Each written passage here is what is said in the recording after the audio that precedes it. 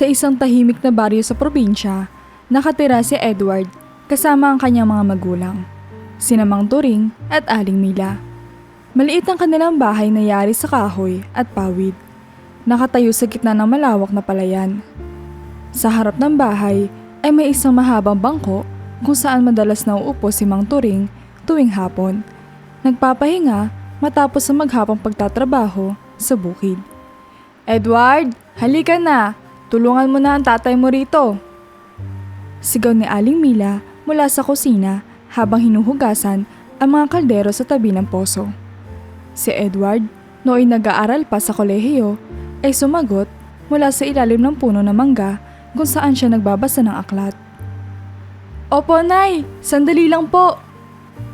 Sagot ni Edward habang mabilis na tiniklop ang aklat. Pagdating niya sa bukid, nakita niya nakayuko si Mang Turing. Marahang binubunot ang mga damo sa gilid ng pilapil. Nakasuot ito ng lumang sombrero at basang-basang kamiseta dahil sa pawis. Lumapit si Edward at agad na sumali sa ginagawa ng kanyang ama. "Anak, magpahinga ka muna sa pag-aaral mo. Hindi naman kailangan tulungan ako dito," sabi ni Mang Turing habang pinapahiran ang pawis sa noo. "Hindi po, Tay. Kailangan ko rin po mag-practice magtrabaho. Balang araw, gusto ko pong maging proud kayo sa akin," sagot ni Edward na nakangiti. Napangiti si Mang Turing sa sagot ng kanyang anak. "Nako Edward, hindi mo na kailangan patunayan ang sarili mo sa amin. Basta makapagtapos ka ng pag-aaral, sapat na iyon. Iyon ang pangarap namin ng nanay mo para sa'yo." Sa kanilang pag-uusap, hindi maiwasang mapansin ni Edward ang hirap ng kanilang buhay. Ang lupa nilang sinasaka ay hindi sa kanila at kalahati ng anin nila ay napupunta sa may-ari ng lupa. Sa kabila ng lahat, hindi kailanman nagreklamo ang kanyang mga magulang.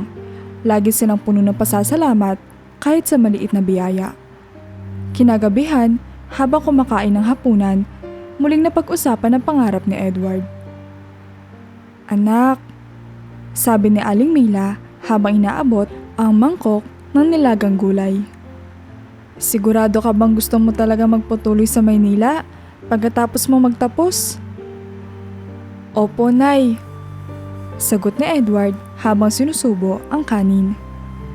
"Gusto ko pong magtrabaho doon para maiahon ko kayo sa hirap. Ayoko pong tumanda kayo ni tatay na ganito pa rin ang buhay natin." Natigilan si Mang Turing at napabuntong hininga. "Mahirap sa Maynila, anak. Pero kung iyon ang desisyon mo, susuportahan ka namin. Basta huwag ka mawawala sa tamang landas." Sa gabing iyon, hindi kaagad nakatulog si Edward. Habang nakahiga siya sa papag, iniisip niya ang mga sakripisyo ng kanyang mga magulang para sa kanya. Naalala niya ang mga pagkakataong hindi na kumakain si Aling Mila para lang siya mabigyan ng baon sa eskwela, at ang pagod ni Mang Turing sa pag-aararo ng lupa tuwing tag-init. "Kailangan ko silang tulungan," sabi ni Edward sa sarili habang nakatingin sa kisame. "Gagawin ko ang lahat para matupad ang pangarap ko para sa kanila." Kinabukasan, maaga siyang gumising at muling tumulong sa bukid bago pumasok sa eskwela. Alam niyang hindi magiging madali ang kanyang landas, ngunit determinado siyang magtagumpay para sa kanyang pamilya. Sa bawat hakbang, baon niya ang pangarap na isang araw, magkakaroon sila ng buhay na hindi na kailangang magtiis sa hirap. 3 buwan matapos ang kanyang pagtatapos sa kolehiyo, natagpuan ni Edward ang sarili sa Manila. Hawak ang isang maliliit na maleta at ang malaking pangarap para sa kanyang pamilya. Sa kabila ng ingay ng lungsod at dagsa ng tao sa paligid, hindi maikubli ang kaba at pananabik na nararamdaman niya habang papalapit sa isang mataas na gusali sa gitna ng syudad. Ito ang unang araw niya bilang call center agent. "Good morning, sir. Welcome to Zenith Solutions. First time mo dito?" Tanong ng guard na nakangiti habang inaabot ang logbook para siya makapag-sign in. "Opo, sir. First day ko po," sagot ni Edward, bahagyang nanginginig ang boses. Hindi pa siya sanay sa ganitong klaseng opisina. Sa probinsya, ang pinakamalaki niyang napasok ay ang munisipyo at ngayon, narito siya sa isang gusaling puno ng makikinang na ilaw at malalamig na aircon. Pagkatapos mag-login, sinamahan siya ng receptionist papunta sa orientation room. Doon niya nakilala ang iba pang bagong empleyado. Ang ilan sa kanila ay sanay na sa buhay lungsod. Halatang kampante sa kanilang kilos. Si Edward, sa kabilang banda, ay tahimik lang at nag-oobserba. Inaalala ang lahat ng bilin ng kanyang mga magulang. Good morning everyone! Batid ng kanilang team lead na si Marco, isang lalaking nasa mid-30s na tila natural ang pagiging palabiro. Sa mga bago, huwag kayong mag-alala. Hindi namin kayo kakainin dito. Sa halip, kakainin kayo ng oras nyo kasi graveyard shift tayo. Biro nito, dahilan para tumawa ang grupo. Napangiti si Edward kahit paano, ngunit naroon pa rin ang kaba. Matapos ang orientation, sinimulan na ang training. Habang ipinaliwanag ang mga call scripts at proseso ng pagtugon sa mga kliyente, nahirapan si Edward sa pagsabay. Hindi kasi siya fluent sa English at kahit naiintindihan niya mga sinasabi, ramdam niya ang pressure na magsalita ng diretso kapag nagkaroon na ng live calls. Edward, okay ka lang? Tanong ni Marco na mapansing tahimik siya. Opo sir, medyo nangangapa lang po. Sagot niya. Normal lang yan, mahirap sa umpisa, pero matututunan mo rin. Tandaan mo, importante dito ang pasensya at tiwala sa sarili. Payo ni Marco. Pagdating ng gabi, nagsimula ang actual practice calls. Ang unang tawag ni Edward ay isang Amerikanong customer na nagrereklamo tungkol sa internet connection nito. Sa gitna ng usapan, natulala si Edward dahil hindi niya agad naintindihan ang mabilis na pagsasalita ng kliyente. Hello? Are you even listening to me? Bulyaw ng customer. I'm sorry sir. Can you please repeat? Nauutal na sagot ni Edward. Pagkatapos ng tawag, humugod siya ng malalim na hininga. Pakiramdam niya'y napahiya siya, ngunit naisip niya ang kanyang pamilya sa probinsya. Napaluha siya ng bahagya, ngunit pinunasan ito bago pa mapansin ng kanyang mga katrabaho. Sa panahong iyon, kinailangan niyang paalalahanan ng sarili. Para ito sa kanila, hindi ako susuko. Pag-uwi sa maliit na inuupahang kwarto, tinawagan niya ang kanyang ina. Edward, kamusta ka dyan anak? Masiglang tanong ni Aling Mila. Okay lang po ako, Nay. Medyo mahirap po, pero kaya naman. Kayo po ba? Kamusta po si tatay? Sagot ni Edward, pilit na tinatago ang pagod sa boses. Eto anak, tuloy pa rin kami ni tatay sa bukid. Pero wag mong alalahanin kami. Mag-focus ka sa trabaho mo. Balang araw, maaabot mo rin ang pangarap mo. Sabi ni Aling Mila. Matapos ang tawag, napahiga si Edward sa kanyang kama. Iniisip ang hirap ng trabaho at ang mga sakripisyo ng kanyang mga magulang. Hindi ito madali, pero mas mahirap ang buhay nila sa probinsya. Hindi ako pwedeng sumuko. Sa mga sumunod na linggo, unti-unting nasanay si Edward sa takbo ng trabaho. Bagamat may mga pagkakataong pinapagalitan siya ng kanilang team leader o natatambakan ng calls, lagi niyang iniisip ang kanyang dahilan kung bakit siya nandito.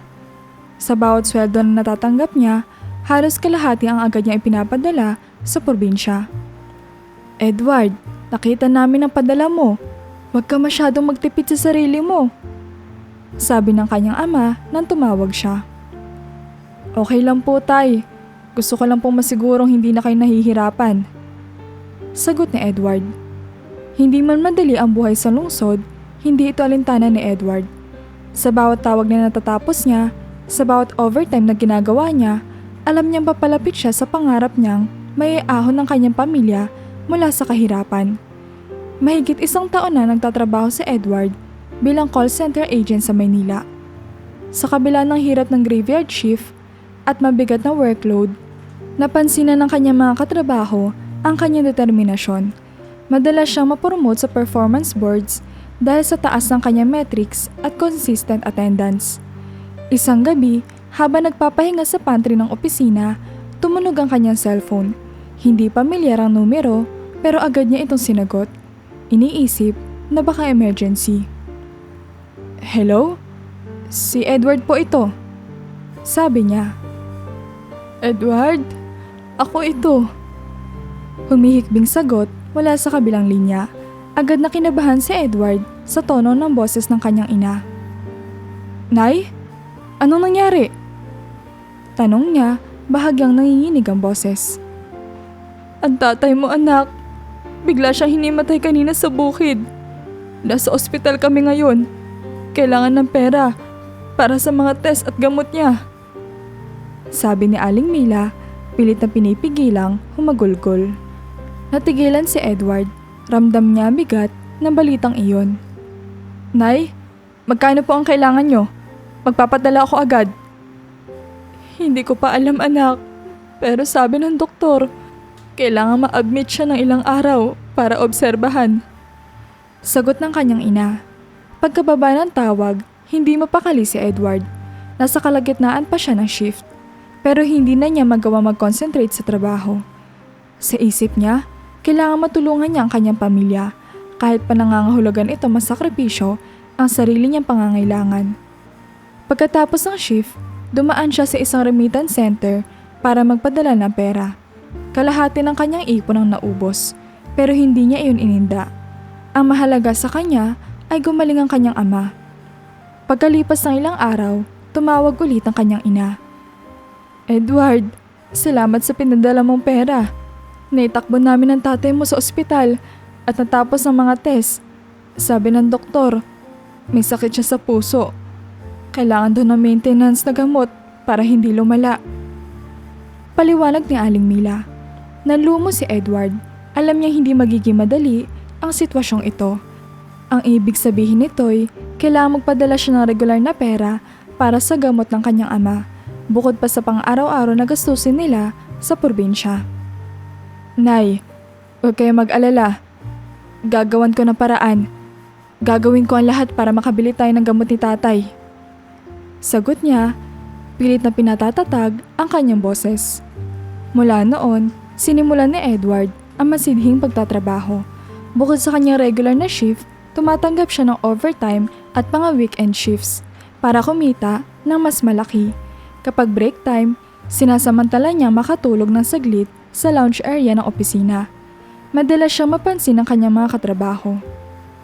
Edward, hindi ka ba napapagod? Parang halos wala ka ng pahinga. Tanong ni Mia, isa sa kanyang teammates. Okay lang Mia, para sa pamilya ko naman ito. Sagot niya habang pilit ng umiti. Habang patuloy ang kanyang pagsisikap, dumarating din ang matinding pagod. May mga araw na halos hindi na siya makabangon mula sa kama. Pero iniisip niya ang kanyang ama na nangangailangan ng gamot. May mga gabi rin na umiiyak siya ng palihim. Iniisip kung paano pa niya matutugunan ang pangangailangan ng pamilya. Isang araw, kinausap siya ng kanyang team leader na si Marco. Edward, napapansin kong halos araw-araw ka nag-o-overtime. Hindi mo ba nararamdaman ang epekto nito sa katawan mo? Tanong ni Marco, halatang nag-aalala. Nakakaya ko naman po sir. Kailangan ko lang po magtrabaho na mas mabuti para sa pamilya ko. Sagot ni Edward, diretso ang tingin sa kanyang team lead. Alam kong malaki ang pangarap mo Edward, pero alalahanin mo rin ang sarili mo. Hindi ka makakatulong sa pamilya mo kung ikaw naman ang sumuko. Payo ni Marco. Napaisip si Edward sa sinabi ng kanyang team leader. Totoo ang kanyang mga sinabi, pero alam niyang hindi niya kayang bawasan ang pagtatrabaho hanggat hindi maayos ang kalagayan ng kanyang pamilya. Sa sumunod na mga buwan, unti-unting nakabawi si Edward. Sa tulong ng kanyang sipag at dedikasyon, nagkaroon siya ng bonus sa trabaho at na-promote bilang senior agent. Ginamit niya ang karagdagang kita upang maipagpatuloy ang pagpapadala ng pera sa kanyang pamilya. Nang tumawag ang kanyang ama isang araw, narinig niya ang masiglang boses nito. Edward, salamat sa lahat ng ginagawa mo. Dahil sa'yo, nararamdaman kong gagaling na ako. Sabi ni Mang Turing. Sa mga salitang iyon, napawi ang lahat ng pagod ni Edward. Sa kabila ng hirap, nanatili siyang determinado dahil alam niya ang bawat sakripisyo niya ay para sa pamilya niyang mahal na mahal niya. Ilang buwan pagkatapos ng promosyon ni Edward bilang senior agent, mas naging maayos na ang takbo ng kanyang buhay. Bagamat hindi na siya kasing stress tulad ng dati, patuloy pa rin siya nag-overtime upang masigurong sapat ng maipapadala niya sa probinsya para sa gamot ng kanyang ama at iba pang gastusin ng pamilya. Unti-unti, nagbunga ang kanyang mga sakripisyo.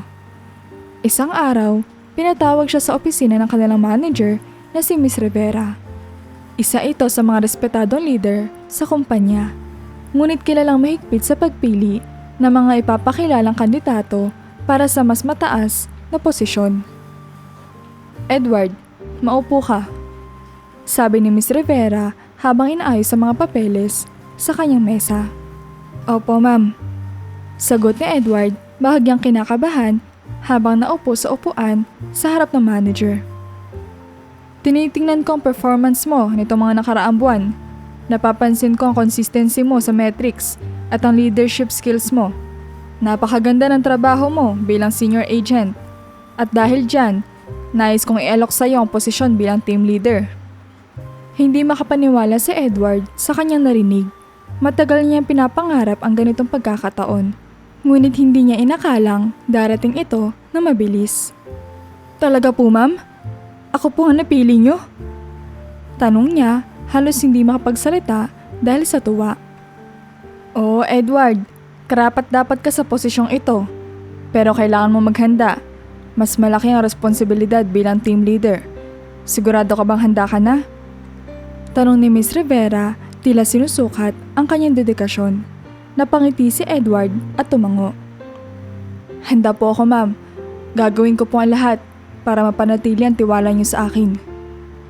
Sa kanyang unang sweldo bilang team leader, agad niyang ipinadala ang malaking bahagi nito sa kanyang pamilya. Tinawagan niya ang kanyang ina upang sabihin may darating na pera sa kanila. Nay, ipambili niyo po ng mas maraming gamot ni tatay at saka po yung natitira, ipunin niyo po para sa iba pang gastusin. Sabi niya.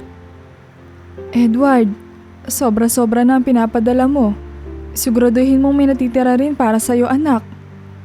Sagot ni Aling Mila, halatang naiiyak sa tuwa. Okay lang po, Nay. Basta alam ko maayos kayo dyan. Ayos na rin po ako. Sagot niya. Ilang linggo pagkatapos nito, nagdesisyon si Edward na umuwi sa probinsya upang personal na makita ang kanyang pamilya.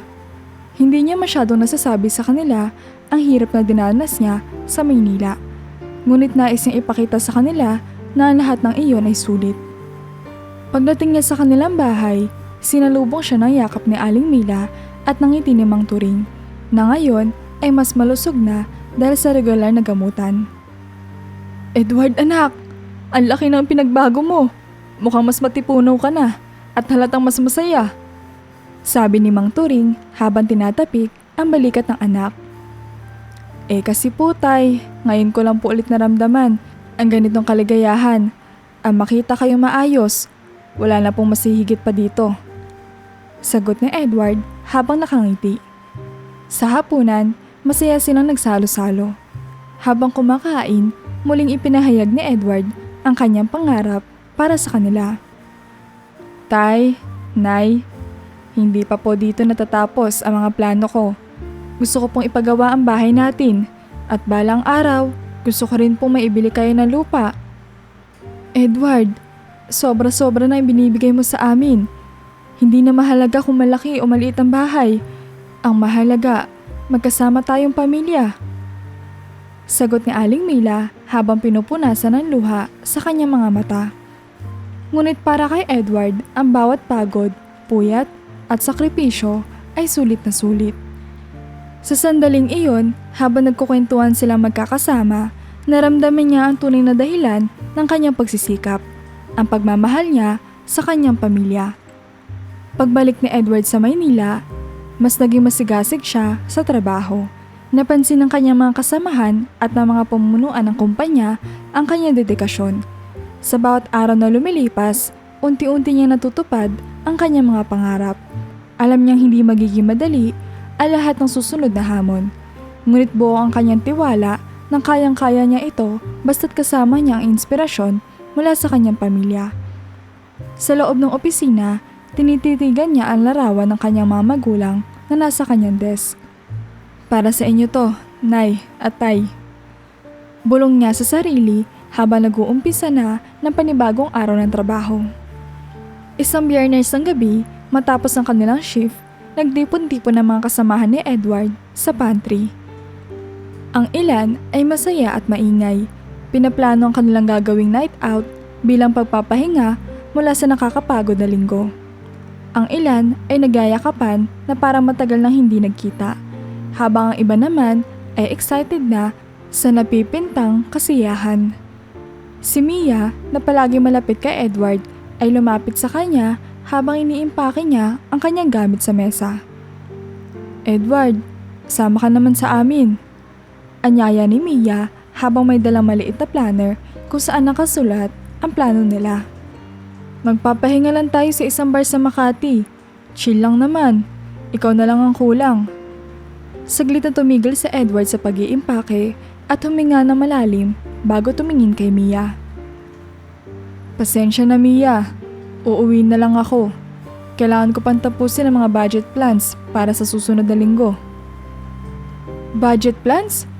Edward, Biyernes ngayon. Pwede mo naman gawin yan bukas. Halos hindi ka na nga namin nakikita na nagpapahinga eh." Sagot ni Mia, medyo naiinis, ngunit halatang nag-aalala. Napangiti si Edward, ngunit may lungkot sa kanyang mga mata. "Alam ko, Mia, pero mas mahalaga sa akin na gamitin ang oras ko na maayos. Ayoko kasing sayangin ng panahon na pwede ko pang magtrabaho para sa pamilya ko." Napabuntong hininga si Mia. "Lagi na lang ganyan ang sinasabi mo. Para bang wala kang oras sa sarili mo. Edward, kailangan mo rin naman mag-enjoy paminsan-minsan." Napailing si Edward. "Mia, alam ko mahalaga ang pahinga. Pero mas mahalaga para sa akin na maabot ko mga pangarap ko para sa pamilya ko. Pasensya na talaga. Sa susunod na lang." Hindi lang ito ang unang beses na tumanggi si Edward. Sa tuwing may inuman o kahit simpleng kainan pagkatapos ng trabaho, palagi niyang pinipiling hindi sumama. Sa halip, uuwi siya sa kanilang maliit na inuupahang kwarto, magluluto ng simpleng hapunan at bubuksan ang kanyang laptop upang mag-review ng mga report o maghanap ng ibang pagkakakitaan online. Isang araw, habang break time, napansin ng isa pa nilang kasamahan na si Jonas ang pag-iwas ni Edward sa mga social gatherings. "Pare, hindi ka ba nagsasawa sa routine mo? Puro trabaho na lang. May life ka ba sa labas ng opisina?" Tanong ni Jonas na tumatawa pero may halong panunukso. Umiling si Edward at ngumiti. "Okay lang sa akin. Ang importante, nagagawa ko yung mga plano ko." "Plano? Ano ba yung plano mo? Baka namang sobrang seryoso na niyan." Biro ni Jonas habang hinihigop ang kape niya. "Plano para sa pamilya ko. Gusto ko silang bigyan ng bagong bahay. Kaya kahit anong hirap, titiisin ko." Seryosong sagot ni Edward. Napatahimik si Jonas, bahagyang nahiya sa biro niya. "Grabe ka, pre. Seryoso pala talaga. Pero sana wag mo rin kalimutang magpahinga." "Oo naman," sagot ni Edward habang pilit nang umiti. Ngunit sa totoo lang, hindi siya tumitigil dahil alam niyang bawat araw ay mahalaga para sa kanyang misyon. Habang tumatagal, mas nararamdaman ni Edward ang epekto ng kanyang desisyon. Nawawala na siya ng malapit na koneksyon sa kanyang mga kasamahan at napapansin niyang hindi na siya iniimbitahan sa mga social events. Ngunit para kay Edward, tanggap niya iyon. Hindi niya kailanman ikinahiya ang kanyang prioridad. Sa tuwing tinitingnan niya larawan ng kanyang mga magulang sa kanyang wallet, nararamdaman niya ang lakas upang magpatuloy. Lagi niya iniisip na baka ito na ang huling pagkakataon niya para maibigay sa kanila ang magandang buhay, kaya hindi ito pwedeng sayangin. Minsan, sa gitna ng gabi habang nagtatrabaho pa rin sa kanyang mga report, naaalala niya sinabi ni Mia. Totoo nga naman, tila hindi na niya binibigyan ng oras ang sarili niyang kaligayahan. Ngunit para kay Edward, ang tanging kaligayahan niya ay ang makita ang kanyang pamilya na masaya at maayos. Kaya kahit mahirap, patuloy siya nanindigan sa kanyang desisyon. At sa isip niya, ang lahat ng sakripisyong ito ay magiging sulit balang araw. Sa loob ng halos 2 taon bilang team leader, patuloy ang dedikasyon ni Edward sa kanyang trabaho. Hindi niya alintana ang mga overtime shifts at tila hindi siya naapektuhan ng ingay at drama sa opisina. Ngunit may isang bagay na hindi niya maiwasang mapansin, ang mga masuyong kilos ng kanyang katrabahong si Carla. Isang umaga, habang abala si Edward sa pag-aayos ng team schedules, lumapit si Carla dala ang 2 tasa ng kape. Edward, mukhang abala ka na naman. Heto para sa'yo. Sabi ni Carla, inilapag ang isa sa mga tasa sa desk ni Edward. Napatingin si Edward at bahagyang ngumiti. Salamat Carla, hindi ka na sana nag-abala pa. Walang anuman. Alam mo namang hindi ka kumakain kapag busy ka, kaya naisip ko na bigyan ka ng kape. Sagot ni Carla, ngumiti na matamis. Habang bumalik si Carla sa kanyang upuan, naramdaman ni Edward ang mga matang tila nagmamasid sa kanila. Ang ibang kasamahan nila ay nagpapalitan ng malisosyong tingin, parang inaasahang may namamagitan sa kanilang dalawa. Kinahapunan, nagpa siya si Carla na harapin si Edward sa pantry. Edward, panimula niya. Gusto ko magtanong, hindi mo ba napapansin na gusto kita? Hindi agad nakapagsalita si Edward. Alam niyang seryoso si Carla sa tanong. Ngunit alam din niyang hindi siya maaaring maglaan ng oras para sa mga bagay na maaaring makasira sa kanyang mga plano. Carla, sagot niya, marahang tiningnan ng babae. Napakabait mo at napaka-thoughtful. Pero sa ngayon, hindi ko kaya maglaan ng oras sa relasyon. Marami akong responsibilidad na kailangang unahin. Hindi mo ba pwedeng bigyan ng pagkakataon? Hindi ko naman sinasabing kalimutan mo ang trabaho mo o ang pamilya mo. Gusto ko lang makilala ka na mas mabuti. Sagot ni Carla, halata ang lungkot sa kanyang boses. Huminga na malalim si Edward. Pasensya na Carla, pero ang lahat ng ginagawa ko ngayon ay para sa pamilya ko. Ayoko magbago ang focus ko. Sana maintindihan mo. Saglit na tumahimik si Carla bago tumango. Naintindihan ko Edward, pero sana sa susunod, bigyan mo rin ng pagkakataon ng sarili mong maging masaya. Nginitian siya ni Edward bilang tugon. Salamat sa pag-unawa Carla. Sana hindi ito makasira sa pagiging magkaibigan natin. Pagkatapos ng usapang iyon, ramdam ni Edward ang pagbabago sa kilos ni Carla. Naging mas formal ito at hindi na gaano nagbibigay ng atensyon sa kanya tulad ng dati. Sa kabila nito, naramdaman din ni Edward ang bigat ng kanyang desisyon. Tama bang ginawa ko? Tanong niya sa sarili. Ngunit agad niya itong isinantabi. Muling inalala ang dahilan kung bakit siya nagsusumikap. Sa mga sumunod na linggo, patuloy ang pagtanggi ni Edward sa anumang uri ng personal na relasyon. Kahit pa maraming tao ang nagpapakita ng interes sa kanya, lagi niyang sinasabi sa sarili.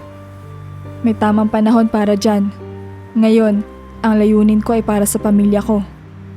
Sa isang gabi ng taglamig, habang naglalakad pa uwi si Edward mula sa trabaho, napatingin siya sa ilaw ng mga bahay sa paligid. Naiisip niya kung gaano kasaya ang ibang tao na may kasama sa buhay o pamilya sa lungsod. Ngunit siya, nananatiling mag-isa. Iniisip ang mga magulang niya naghihintay sa probinsya. Sa kabila ng lungkot, umiti siya at sinabi sa sarili, hindi bali na magsakripisyo ngayon. Darating din ang araw na magaan na ang lahat para sa kanila. Ang pagtanggi ni Edward sa pag-ibig ay hindi naging madali, ngunit nanatili siyang tapat sa kanyang mga pangarap. Para sa kanya, ang tunay na pagmamahal ay ang pagbibigay ng pinakamahusay na buhay para sa kanyang pamilya. Habang patuloy na nagtatrabaho bilang team leader, napansin ni Edward na kahit gaano kalaki ang sahod niya, tila hindi pa rin sapat ang naiipon niya para sa bahay na pinapangarap niya para sa kanyang mga magulang.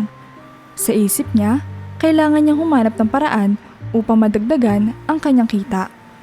Isang gabi, habang nagbabasa ng artikulo tungkol sa mga paraan ng pag-iipon, napadpad siya sa ideya ng pagnenegosyo online.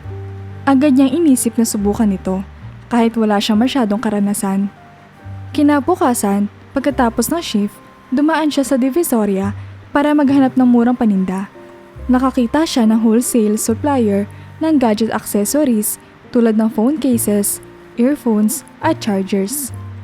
"Kuya, magkano po ang isang set ito kapag wholesale?" Tanong niya sa tindero habang hawak ang isang bundle ng phone cases. "Kapag 5 ang kukunin mo, pwede na sa 70 bawat isa," sagot ng tindero.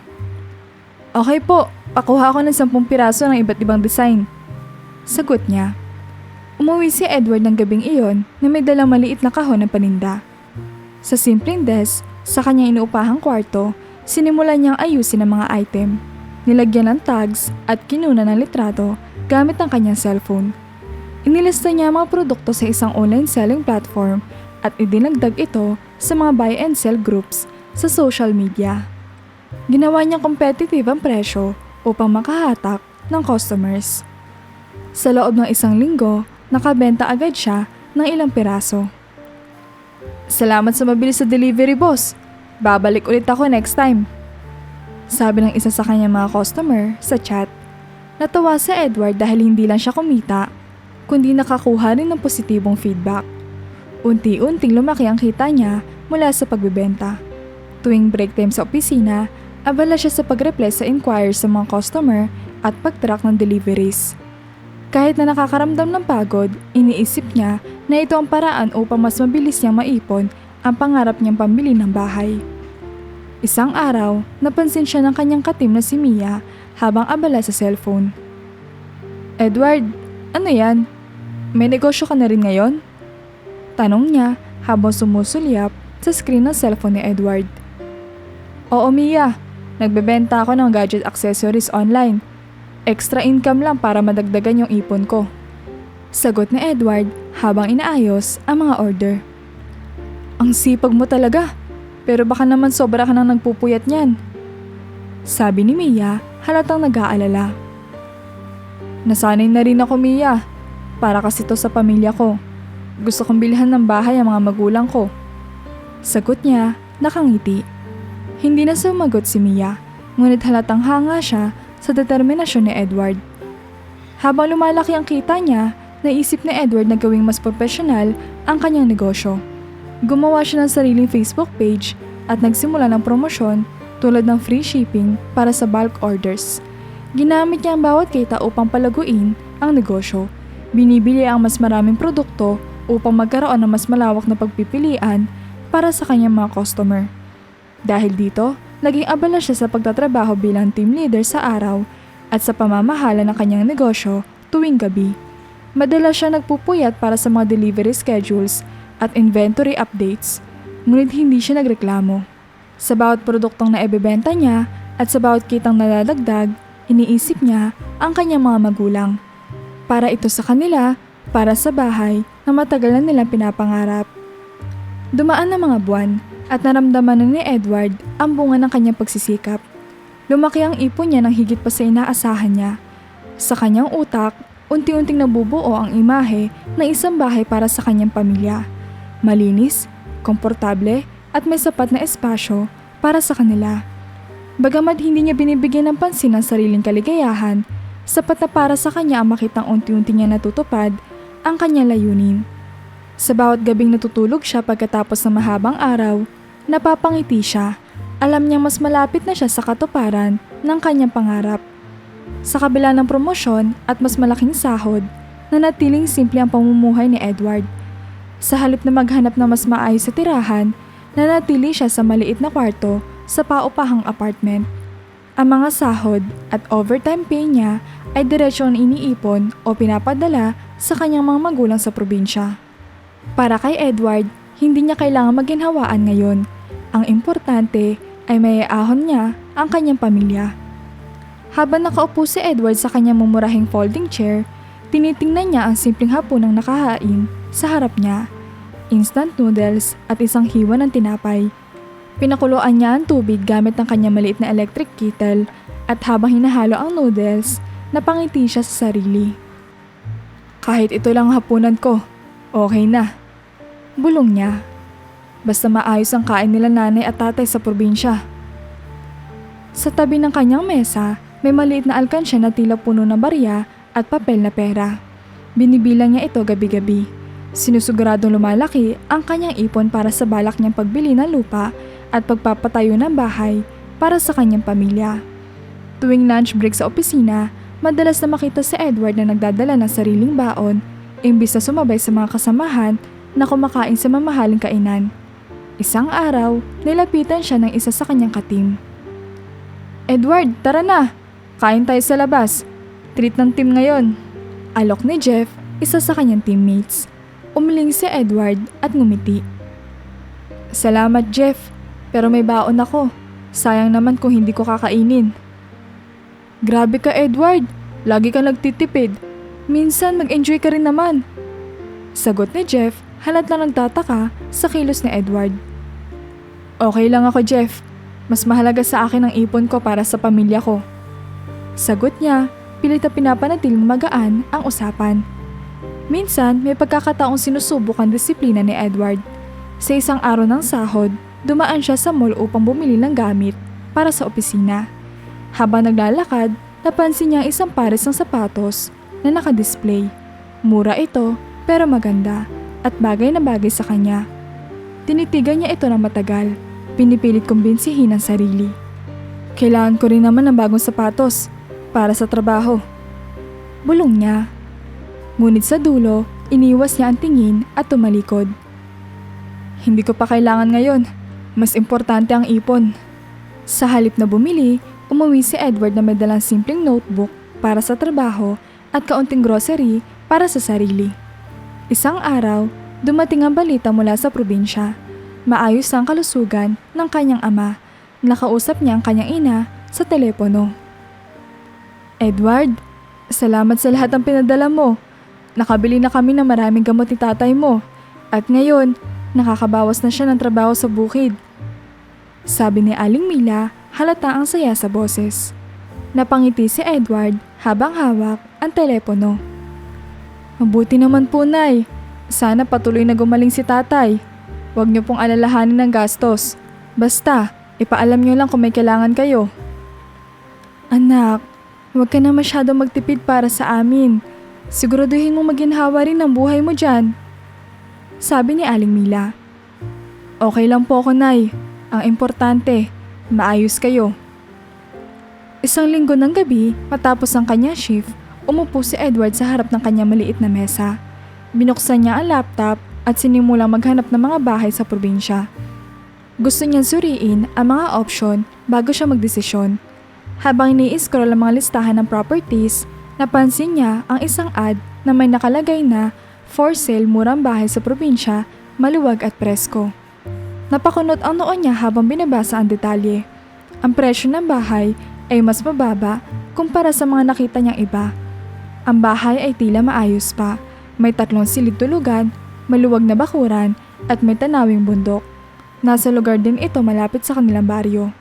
Agad niyang tinawagan ang nakalagay na numero. Hello po, nakita ko po yung ad niyo tungkol sa bahay na binebenta. Magalang na sabi ni Edward sa kabilang linya. Oo, available pa ang bahay. Sagot ng boses ng isang lalaki na tila nasa mid-40s. Maganda tong bahay na to, maluwag, presko. At mura na talaga ang presyo. Napaisip si Edward. Bakit po mura? Parang malaki po ang diferensya sa presyo kumpara sa iba. Medyo natahimik ang lalaki bago sumagot. Ano kasi? Medyo matagal nang hindi natitirhan ng bahay. Tsaka may mga lumang parte na kailangan ng kaunting ayusin.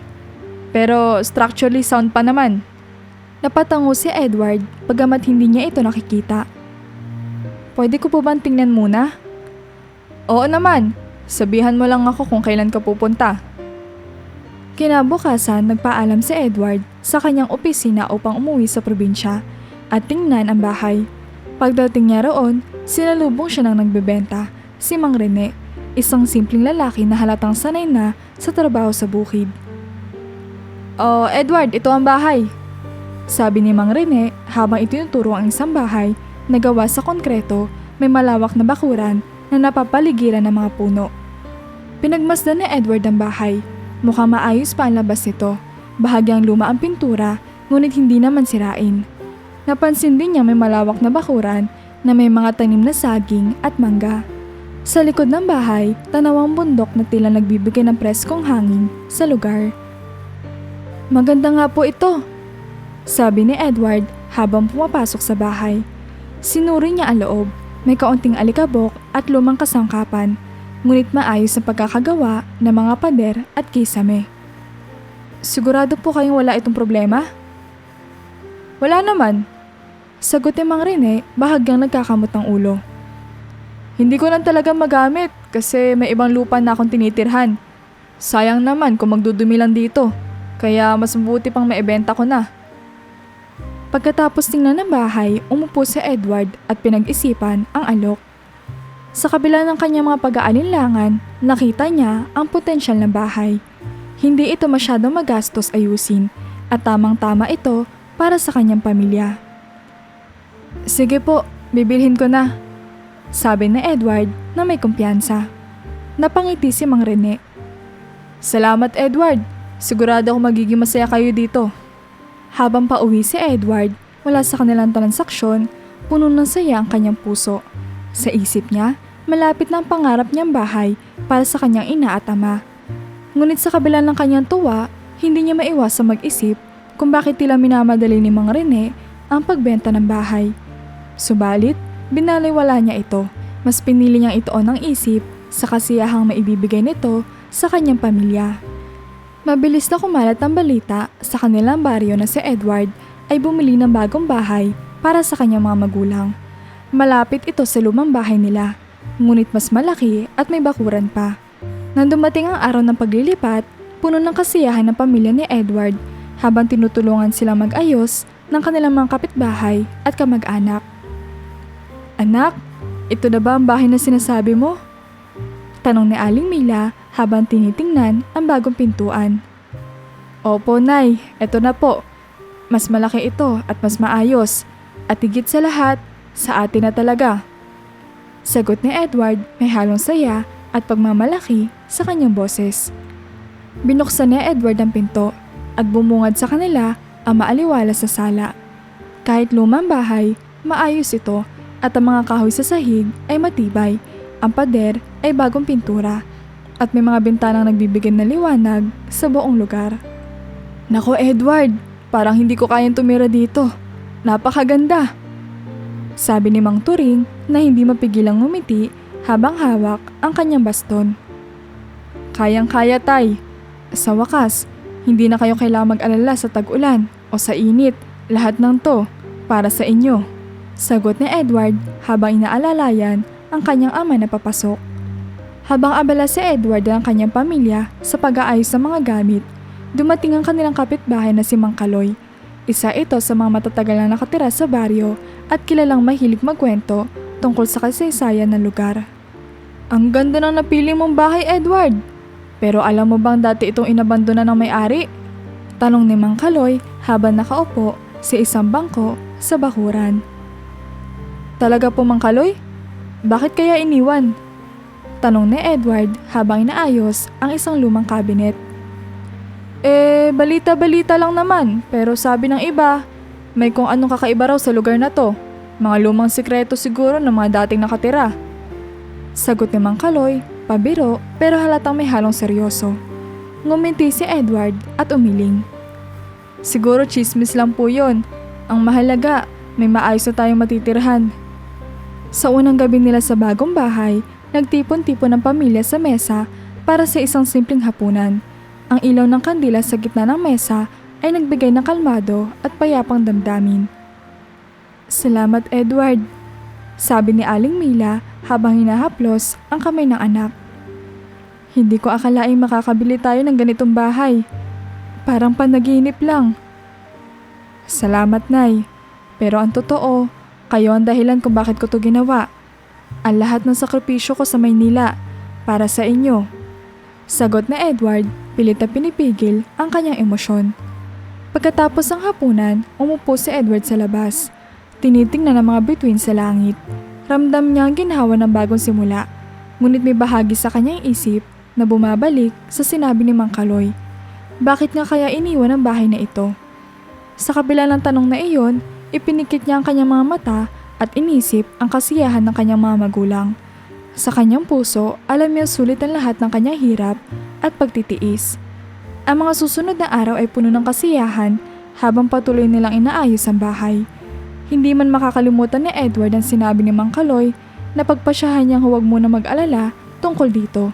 Hindi niya hinayaang sirain ito ang kanilang bagong simula. Isang hapon, abala si Edward sa pag-aayos ng bakuran ng kanilang bagong bahay. Binubunot niya ang mga damo at nagwawalis ng mga tuyong dahon na may napansin siyang hindi karaniwang tanawin sa likod ng mga talahib. May nakausling bahagi na lupa na tila natatakpan ng mga lumang kahoy at mga bato. Lumapit siya upang tingnan ito na mas maigi. Dahan-dahan niyang inalis sa mga kahoy at sa ilalim nito ay natuklasan niya ang isang maliit na lagusan. Ang bunganga nito ay gawa sa matibay na bato. Pabilog ang anyo at tila hindi ito gawa ng kalikasan. Malalim ang lagusan at kahit sinusubukan niyang sumilip, wala siyang makitang dulo dahil sa kadiliman. Anong ginagawa ng ganito sa lugar na to? Bulong niya sa sarili. Hinipo niya ang gilid ng bunganga ng lagusan, malamig at magaspang ang pakiramdam na tila napakatagal na nitong naroon. Napatingin siya sa paligid. Iniisip kung naipaliwanag ito ng dating may-ari ng bahay. Ngunit wala siya natatandaang nabanggit tungkol dito. Nang gabing iyon, habang kumakain sila ng hapunan, naalala niyang ikwento ang natuklasan sa kanyang mga magulang. Nay, Tay, kanina habang naglilinis ako sa likod, may nakita kong lagusan. Parang matagal na yun doon. Napansin niyo ba dati kapag dumadaan kayo sa bahay na to? Tanong ni Edward habang nilalagyan ng ulam ang plato ng kanyang ama. Napatingin si Mang Turing at Aling Mila sa isa't isa bago sumagot si Mang Turing. Lagusan? Hindi ko napansin yun nung naglipat tayo. Mukhang natakpan na talaga ng mga halaman. Edward, sigurado ka bang ligtas yan? Tanong ni Aling Mila halatang nag-aalala. Baka may mga hayop dyan o kung ano man. Tumango si Edward. Oo naman, Nay. Wala naman ako nakita o narinig mula sa loob. Pero hindi ko muna pakikialaman. Hayaan na muna natin. Bagamat hindi nila ito masyadong pinag-usapan, ramdam ni Edward ng kakaibang tensyon sa paligid ng talakayan. Parang may hindi maipaliwanag na pakiramdam ang lagusan na hindi niya maalis sa kanyang isipan. Kinabukasan, muling bumalik si Edward sa lagusan. May dala siyang flashlight upang mas maimbestigahan ito. Sinilip niya ang loob at bagamat maliwanag ang sinag ng ilaw, tila masyado itong malalim upang makita ang dulo. Napansin niyang tila may amoy mula sa loob, amoy lupa at kahoy na matagal ang nabasa. Ano kaya ang nasa loob nito? Tanong niya sa sarili, ngunit pinigilan niya ang sarili. Hindi ko dapat madaliin. May tamang oras para dito. Pansamantala niyang tinakpan muli ang lagusan gamit ang kahoy at mga bato. Ngunit kahit pilitin niyang huwag pansinin, alam niyang babalik at babalik ang kanyang isip sa misteryosong lagusan na tila humihila sa kanya upang ito'y tuklasin. Ilang linggo nang nananatili si Edward sa kanilang bagong bahay at araw-araw niyang tinitingnan ang lagusan na tuklasan niya sa likod ng bakuran. Kahit pinilit niyang huwag pansinin ito noong una, tila may pumipilit sa kanyang isip na tuklasin ang nasa loob nito. Isang gabi, matapos ang hapunan, hindi na siya nakatiis. Kumuha siya ng flashlight, isang pala at ilang gamit upang masuri ang misteryosong lagusan. Sa ilalim ng malamlam na liwanag ng buwan, nagsimula siya maghukay sa paligid ng lagusan upang alisin ang mga nakaharang na sanga at bato. Pagkatapos ng halos isang oras ng pagbubungkal, nakapasok siya sa mas makitid na bahagi ng lagusan. Madilim at malamig sa loob, at tanging ang ilaw ng kanyang flashlight ang nagbibigay liwanag. Habang mas lumalalim siya sa lagusan, napansin niya may kakaibang amoy sa loob.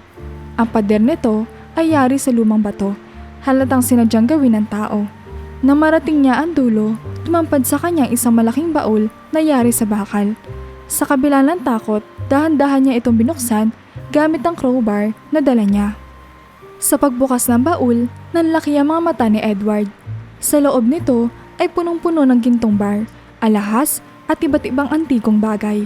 Mga relikyang halatang nagmula sa panahon ng digmaan. Ang bawat piraso ay mukhang may malaking halaga. Napaluhod siya sa gulat at hindi makapaniwala sa kanyang nakikita. Diyos ko! Ano to? Bulong niya sa sarili habang nanginginig ang mga kamay. Pinulot niyang isang gintong bar at tinignan nito na mabuti. Halatang halata na totoo ito. Mabigat at makintab. Inisa-isa niya ang laman ng baul. Mga singsing na may malaking bato, kwintas na yari sa perlas at mga antigong piraso ng pilak. Hindi maiwasang bumalik sa isip ni Edward ang kanyang mga magulang at ang kanilang hirap sa probinsya. Sa pagkakataong iyon, naisip niyang ito ang sagot sa kanilang mga pangarap. Ngunit kasabay ng tuwa ay ang takot. Paano kung may nagmamay-ari nito? Paano kung delikado ito? Napagdesisyonan niyang isara muna ang baul at bumalik sa bahay upang mag-isip. Habang naglalakad pabalik, ramdam niya ang bigat ng desisyon. Gagamitin ko ba ito para sa sarili ko? O para sa mas marami pang nangangailangan? Tanong niya sa sarili. Ngunit sa isang banda, alam niya hindi na may iwasan ang responsibilidad na dala ng kanyang natuklasan. Sa gabing iyon, halos hindi siya makatulog. Iniisip ang kayamanan sa ilalim ng lupa. Hinding-hindi niya akalain na sa simpleng pagbili ng bahay, matutuklasan niya isang lihim na magbabago sa kanyang buhay magpakailanman. Pagkatapos na natuklasan sa lagusan, halos hindi makatulog si Edward. Paulit-ulit niyang iniisip ang mga gintong bar, alahas at antigong bagay na nakita niya. Hindi niya lubos maisip kung paano napunta ang ganitong kayamanan sa kanyang bakuran. May connection kaya to sa kaysaysayan ng lugar na to? Tanong niya sa sarili. Kinabukasan, nagdesisyon siyang magtungo sa pinakamalapit na library sa bayan upang magsaliksik. Bit-bit ang ilang larawan na mga natagpuan mula sa lagusan. Sinimulan niyang hanapin ang kasaysayan ng kanilang lugar. Excuse me, miss. Mayroon ba kayong mga aklat tungkol sa kasaysayan ng bayan natin? Lalo na noong panahon ng digmaan? Tanong ni Edward sa librarian. Ngumiti ang babae at itinuro ang isang seksyon sa dulo ng silid. Meron kaming ilang dokumento at aklat tungkol sa mga naging kuta noong World War II. Tingnan mo na lang sa seksyong yon. Agad na nagtungo si Edward sa direksyon na itinuro. Habang nagbabasa ng isang lumang aklat tungkol sa mga lugar na ginamit ng mga Hapones bilang base, napansin niya ang isang mapa na may markadong mga lokasyon. Isa sa mga lugar na nakalista ay malapit sa kanilang baryo. Sa patuloy na pagbabasa, natuklasan niya ang impormasyon tungkol sa tinatawag na Yamashita Treasure. Ayon sa artikulo, ginamit ng mga sundalong Hapones ang iba't ibang lugar sa Pilipinas upang itago ang mga yaman nilang ninakaw sa panahon ng digmaan. Ang mga lagusang tulad na natagpuan niya ay madalas na ginagamit bilang taguan ng kayamanan. Ngunit dahil sa pagkatalo ng mga Hapones, marami sa mga taguang ito ay naiwan at hindi na nabalikan. Posible kayang isa ito sa mga taguan nila? Bulong niya sa sarili habang tinitingnan ang mga larawan na lumang lagusan sa libro. Ang disenyo ng lagusan sa larawan ay kahawig na nakita niya sa kanilang bakuran. Hindi siya makapaniwala sa posibilidad. Bilang dagdag na hakbang, bumalik si Edward sa Manila upang magtanong sa isang historian na kilala sa pagsasaliksik tungkol sa World War II. Dinala niya ang ilang larawan ng kayamanan mula sa lagusan. Sir, tingnan niyo po ito, sabi ni Edward habang ipinapakita ang mga larawan sa historian.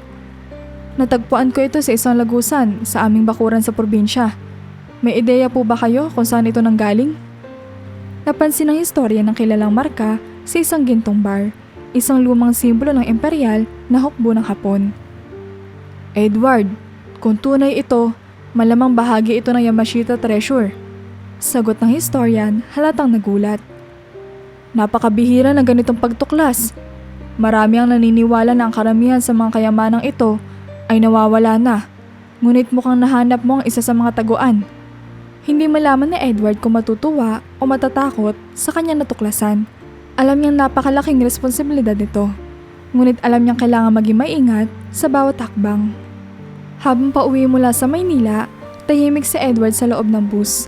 Iniisip niya magiging hakbang sa natagpuan. Napagtanto niyang hindi ito isang bagay na para lang sa personal na kapakinabangan. Gusto niyang gamitin ito para makatulong, hindi lamang sa kanyang pamilya, kundi pati na rin sa mga kababayan niyang mahihirap. Mahalaga na magamit ito sa tama. Bulong niya sa sarili habang pinapanood ang tanawin sa labas ng bintana. Sa puntong iyon, nagdesisyon siyang gamitin ang kayamanan sa paraang makakapagbigay ng mas magandang kinabukasan sa iba. Matapos ang masusing pag-iisip at pananaliksik, napagdesisyonan ni Edward na gamitin ang kayamanan na tagpuan upang makatulong hindi lamang sa kanyang pamilya kundi sa buong baryo nila. Naniniwala siya ang biyayang ito ay hindi lamang para sa kanya, kundi para rin sa mga tao sa paligid niya. Isang gabi, habang nakaupo si Edward sa kanilang sala, kausap niya ang kanyang mga magulang tungkol sa plano niyang gamitin ang natagpuan. Tay, Nay, panimula ni Edward. May napakalaking biyaya po ako natanggap, pero hindi ko ito maaaring sarilinin lang. Gusto kong gamitin ito sa mga kababayan natin na hirap sa buhay. Nagkatinginan si Mang Turing at Aling Mila, halatang naguguluhan. Anong ibig mo sabihin, anak? Tanong ni Aling Mila. Hindi ko maipaliwanag ng buo sa ngayon, sagot ni Edward. Pero bala kong ayusin ang buhay ng maraming tao rito. Magsisimula tayo sa maliit, pero lahat ay matutulungan. Bagamat may alinlangan, sinuportahan ng kanyang mga magulang ang kanyang desisyon. Alam nilang mula pa noon, malaki ang puso ni Edward para sa iba. Sa sumunod na linggo, nagsisimula si Edward sa mga proyekto para sa baryo. Ang una niyang ginawa ay magpadala ng bigas at pagkain sa mga pamilyang halos wala nang makain. Kumuha siya ng maliit na bahagi ng kayamanan upang bumili ng mga sako ng bigas at mga dilatang pagkain. Tahimik niyang ipinamigay ang mga ito sa bawat bahay nang hindi nagsasabi kung saan galing ang pera. Maraming salamat, Edward, sabi ng isang matandang babae nang abutan niya ng bigas. Hindi namin alam kung saan kami kukuha ng pagkain bukas. Ngumiti lamang si Edward. Wala po iyon, Nay. Ang importante po ay makakain kayo ngayon. Matapos sa mga paunang tulong, sinimulan ni Edward ang isang mas malaking plano, ang pagpapatayo ng isang maliit na paaralan sa kanilang baryo. Naghanap siya ng mga manggagawa upang simulan ang proyekto at hindi nagtagal, nagsimula na ang konstruksyon. Habang binabantayan ang pagpapatayo, nilapitan siya ng isa sa mga residente. Edward, bakit mo ginagawa ito? Alam naming hindi ka mayaman, pero parang napakalaki ng ginagawa mo para sa amin. Tanong ng lalaki. Ngumiti si Edward. Dahil pare-pareho po tayong nangangarap na mas magandang buhay. Kung may pagkakataon ako makatulong, bakit hindi ko gagawin? Hindi nagtagal, unti-unting naramdaman ng baryo ang pagbabago. Ang paaralan ay natapos sa loob ng 2 buwan at agad ito napuno ng mga bata na sabik mag-aral. Nagkaroon din ng maliit na library na pinondohan ni Edward gamit ang bahagi ng kayamanan. Bukod dito, nagbigay siya ng mga kagamitan sa sakahan para sa mga magsasaka upang mas mapadali ang kanilang trabaho. Isang gabi, nagtipon-tipon ng mga kabaryo upang magbigay pugay kay Edward. May dala silang simpleng pagkain at mga regalo bilang pasasalamat. Edward, hindi namin alam kung paano ka pasasalamatan. Isa kang biyaya sa amin, sabi ng isang matandang lalaki. Halos hindi makapagsalita si Edward sa dami ng papuri. Ngunit sa isip niya, ang tunay na pasasalamat ay ang makita ang pagbabago sa buhay ng bawat tao sa baryo. Sa kabila ng lahat ng kanyang nagawa, nanatili pa rin si Edward na simple at mapagkumbaba.